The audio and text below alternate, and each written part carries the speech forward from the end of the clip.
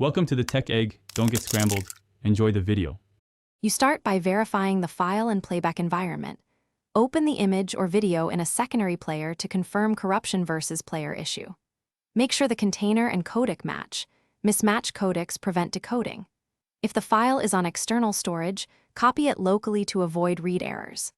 Once done, check file permissions and available disk space, because insufficient access or storage can stop playback immediately and create misleading error messages.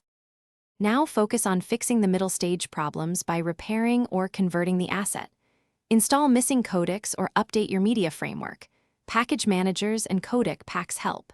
If codecs are unavailable, remux or transcode the file to a widely supported format so the player can decode it. Make sure hardware acceleration and color profile settings in the player are compatible.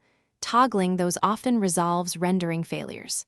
Once configured, retry playback to confirm the issue moves forward. Finish by validating playback and ensuring stability across systems.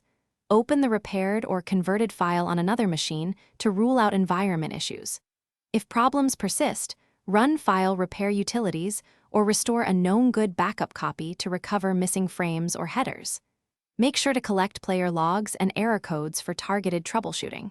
These clues let you search for precise fixes rather than guessing.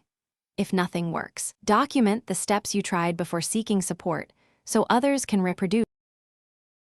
Thanks for watching. Consider subscribing if I helped unscramble your problems.